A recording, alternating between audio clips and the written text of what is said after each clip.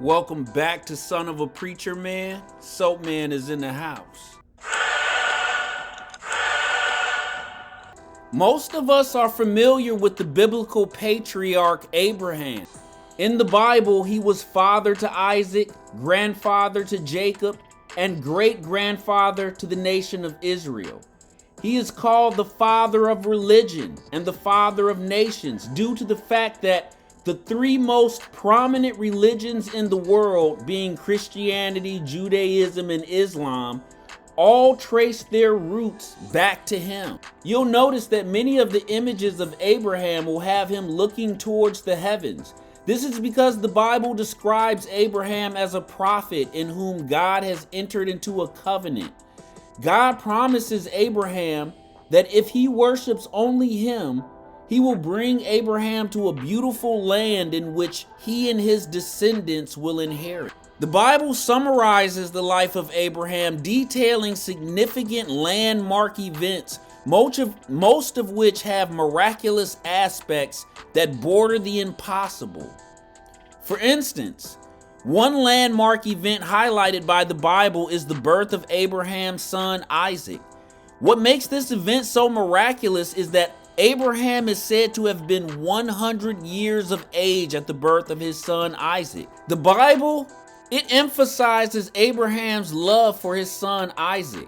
This was the child of his old age, a miracle baby, so to speak. And so Isaac was special to his father Abraham.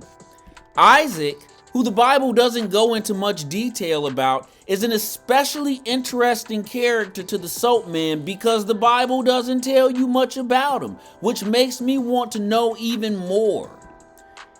He is not only to inherit his father's wealth and knowledge, but he is also to inherit God's promise to Abraham. It's due to Abraham's love for his son Isaac that God tells Abraham to offer his son as a sacrifice. Abraham, though reluctant, commits to obeying God's command. But just as Abraham is ready to strike, God provides a substitute. Okay, so at this point, I'm going to choose my words carefully. Events such as the birth of Abraham's son portray Abraham as this wholesome family man. He's a prophet, a man of God, with a close personal relationship with God. He is clearly a good man. He is clearly special. Let me say that up front, that I agree with the Bible's assessment of Abraham's character. I just do not think that the Bible paints the entire picture. You know, when I first read the story of Abraham, I thought of him as this mysterious old prophet, but that's just not quite the case. Abraham was not just some wise old prophet who was successful in life. This was a man of many talents who did not advertise his talents. I ran into some unsavory characters whilst traveling along the Greenway. Abraham was a prophet, which means God spoke to him, which means he could sometimes see the future.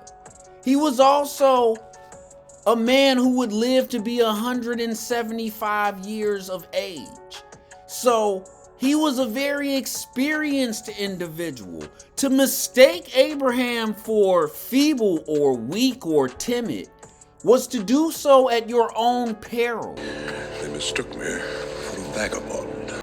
Folks, I need you to understand this is a very dangerous man, and for numerous reasons. This is a man of war, a fact that the Bible only hints at and alludes to. I imagine they regretted that. In order to understand exactly who Abraham was, we need to understand where he came from. And I don't just mean in terms of geography. We need to know his biological background. Abraham is a direct descendant of Adam. You know, from the Adam and Eve story.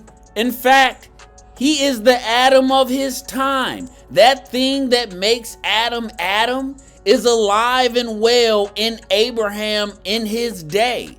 In Genesis chapter 6, the descendants of Seth, who is one of the sons of Adam, are referred to as the sons of God.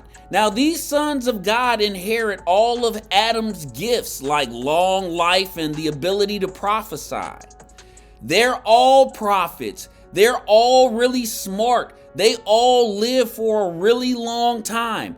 Another thing that all of the sons of God do is study the stars. And I need you to remember that because it's important. All of these individuals, descendant through Seth, even all the way down to Abraham, are sons of God. Now listen, the descendants of Seth were known as the sons of God. They were also referred to as angels, and you can go back in previous episodes where I break all that down. Okay, so Abraham is one of these descendants, but by Abraham's time, they are no longer being called the sons of God. They're being called something else. Look at how the Bible introduces Abraham. Now, these are the generations of Terah. It's went down through the generations of Shem, and it's gotten to Terah, who is Abraham's father. And this is what it says.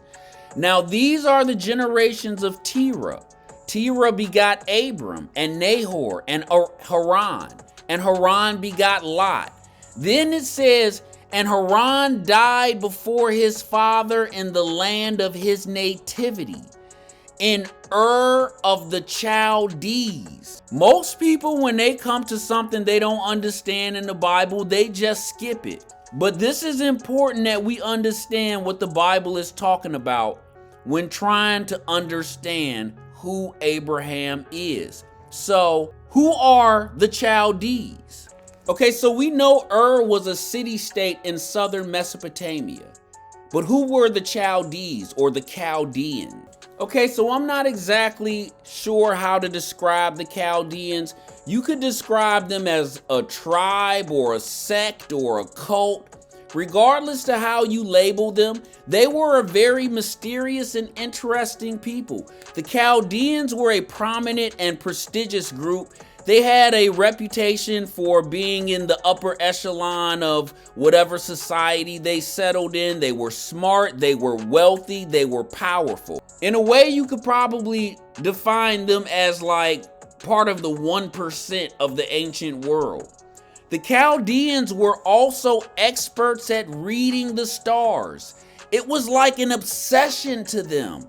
Now, do you remember when I told you that the sons of God were known for reading the stars? That was one of the things that they were known for back in the ancient days before the flood. And here you have a descendant of the sons of God in Abraham. He's part of a group called the Chaldeans, and they're still studying the stars. What you see is a pattern that lasts for thousands of years. This studying the stars and being obsessed with the movement of celestial bodies was a family tradition long before Abraham. But you see, by the time Abraham comes along, that this family tradition has still held fast. Abraham was part of a family who studied the stars for generations prior to his existence. So Genesis chapter 11 verse 31 reads, And Terah took Abram his son, and Lot the son of Haran, his son's son, and Sarah his daughter-in-law, his son Abram's wife, and they went forth with them from Ur of the Chaldees to go into the land of Canaan. I have in big bold red print, it says, and they came to Haran and dwelt there. And the days of Terah were 205 years, and Terah died in Haran. So this is what I need you to understand. Abraham leaves Ur at age 75 with his family, and he travels to Haran. What I need you to understand is Abraham was not born in Ur. He was born in Haran. Let me prove it to you. If you go back to the first scripture I read in this episode, Genesis chapter 12, verses 27 through 28 reads, "Now these are the generations of Terah. Terah begot Abram and Nahor and Haran. And Haran begot Lot." It says, "And Haran died before his father in the land of his nativity, in Ur of the Chaldees." Now, why would the Bible stress that Ur of the Chaldees was the place of Haran's nativity? Haran is the son of Terah. Haran is Abram's brother. And the Bible is stressing to you that Ur is the place of Haran's nativity. Now, why do you think that is? It's because it's not the place of Abram's nativity. Haran is named as the last son.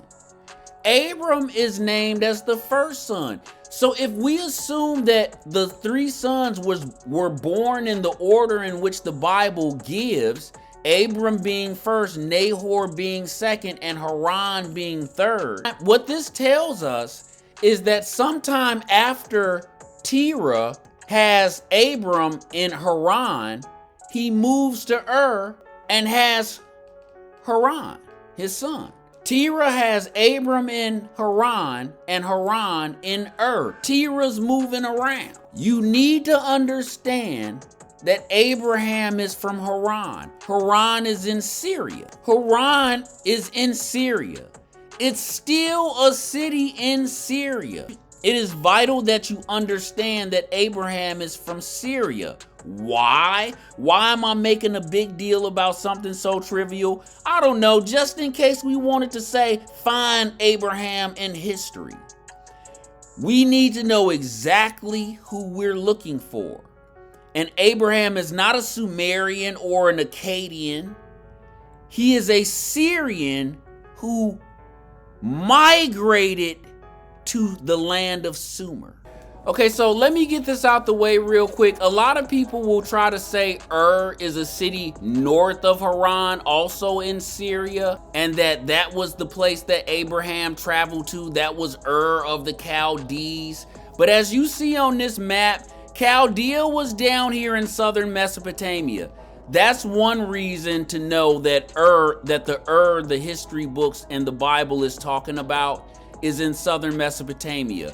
Chaldea was not in Urfa of Syria. The second reason that you know the Ur that the Bible was talking about was the one in southern Mesopotamia is because the Ur of southern Mesopotamia was bumping. It was the spot to go if you wanted to make money.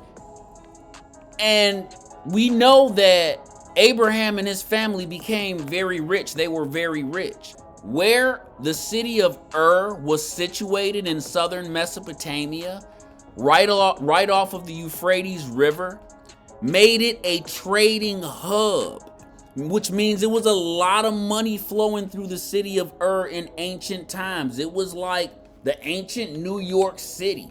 So southern Mesopotamia was the place you wanted to be if you wanted to make a lot of money, not northern Syria. Not saying that they didn't make money in northern Syria, but if you understood the ancient world, Ur was just way more popular. It had a much bigger name. And Chaldea was not in northern Syria. So the Ur in southern Mesopotamia would have been a port city. It would have been a trading hub with all sorts of foreigners coming in and out all the time. Lots of money exchanging, lots of corruption, lots of conflict. The city of Ur was located in the land of Sumer, and the people occupying this land we know as the Sumerians. And we've talked about the Sumerians on this channel probably too much. They were a very advanced people, credited amongst many things as establishing modern day civilization.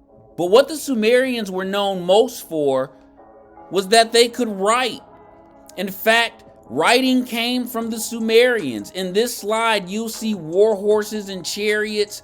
The Sumerians were the first to employ things like chariots into battle. The first war ever recorded in history was in Sumer. The city of Ur would have looked something like this. The government and religious centers would have been the main components of the city, along with any trading post or ports.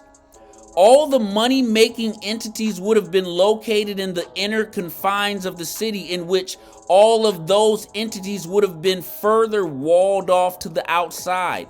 Outside the city would have been a system of houses that connected one to another, and these would have been for the working class and the poor. I tried to give you a real life view of what it would have looked like in Abraham's environment growing up. These housing centers almost look like modern day projects and ghettos. This city would have been full of side streets and alleys. It would have had like a honeycomb design similar to that of a beehive. I wanted to include these last few slides to really give you a feel for how things were in ancient times in this part of the world. I wanted you to see and experience these things that Abraham would have seen and experienced during his time in Ur.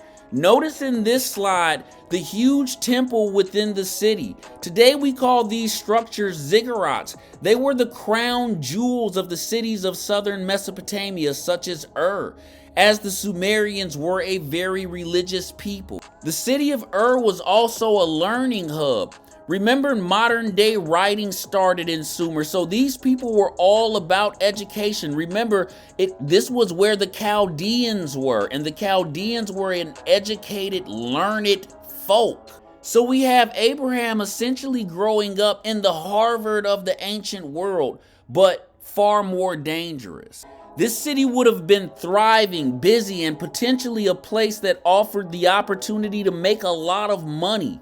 And Abraham's family did just that. The Bible is going to tell you that Abraham was very rich, but it's not going to tell you how he acquired all that wealth. But I think it's safe to assume that he inherited much of it from his father. Terah was a very wealthy and successful individual. And you know, there's this extra biblical story about how Abraham and his father have this disagreement. So there's this extra biblical story about a disagreement between Abraham and his father. And as the story goes, Abraham's father was a seller of idols. He was a businessman. And he sold idols. He was in the line of selling idols. And apparently he was a very wealthy and successful businessman because he was close to the king. So one day, Abraham asked his father, which one of these idol gods is the strongest god? And Abraham's father, Terah, points to the biggest, most expensive idol and says, this idol is more powerful than the rest. As he gets outside the building, he hears a loud crashing sound coming from the room he just left. It sounds like a bull loose in a china shop. When Abraham's father returns, he notices that all of the idols are smashed except for the one that he said was the most powerful. So of course, he looks at Abraham and he says, what happened?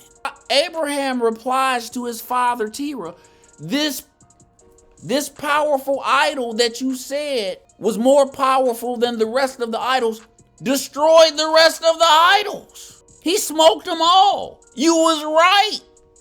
He is more powerful than the rest. Now, folks, obviously, Abraham is being a smartass. But if this story is true, what does it tell you about the character of Abraham? Remember, Abraham is a descendant of the sons of God. He is of the direct lineage of Adam.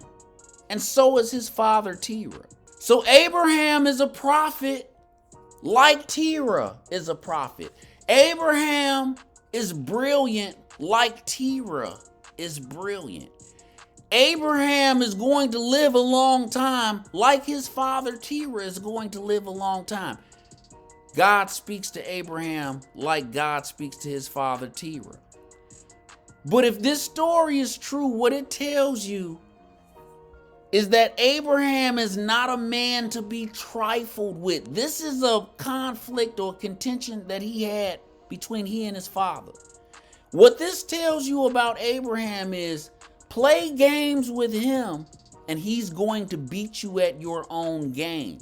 That's all I have for you today. I want to thank you for joining me for this episode of Son of a Preacher Man. If you enjoy this type of content, please hit the like and subscribe button. If you got any compliments, comments, or insults, please leave them in the comments section. If you got any questions you'd like to ask or topics you'd like me to discuss, please leave them in the comments section. I'll see you next time. Same soap channel. Soapman out.